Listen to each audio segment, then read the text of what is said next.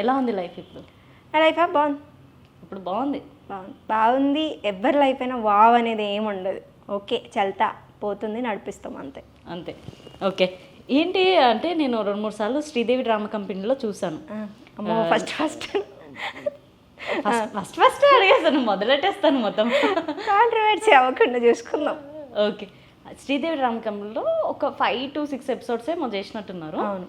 దానిలో నిజంగా ఏంటి బ్యాక్గ్రౌండ్ ఆర్టిస్ట్ లాగానో చప్పట్లు కొట్టడానికో అలా వెళ్ళినట్టు అనిపించింది నాకైతే. అంటే ఎట్లా చెప్పాలి, ఇప్పుడు నేను ఆడ ఉప్పు తిన్నోళ్ళు అబద్ధాలు చెప్పొద్దేమో. అక్కడ డిపెండ్స్, ఇంకా ప్రొఫైల్ని బట్టి వాళ్ళు హైప్ ఇవ్వడం కానీ లేదా మంచి డాన్సర్లను పెట్టడం కానీ ఆపర్చునిటీ దొరకాలంటే ఎక్కడ అంత ఈజీ కాదు. అవును. అక్కడ ఎట్లా అంటే నువ్వు పోయినా రేపు సపోర్ట్లు కొట్టాలి ఆడ. అంటే ఎవరు పోయినా అక్కడ ఫస్ట్ స్టార్టింగ్ కొన్ని ఎపిసోడ్లు అలాగే ఉంటుంది, చిన్న చిన్నగా గ్రో అప్ అవ్వాలి. 6 ఎపిసోడ్స్కి పిలిచి తర్వాత ఆపేసారు ఎందుకో నాకు కూడా తెలియదు.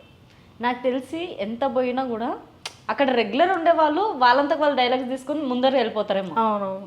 నేను గమనించేది అంటే మనకు కొంచెం మొహమాటం ఎక్కువ. మొహమాటానికి ఏదో సామెత ఉంటుంది కదా, ఫస్ట్ డేనే యాక్షన్ ఎక్కువ చేసేసి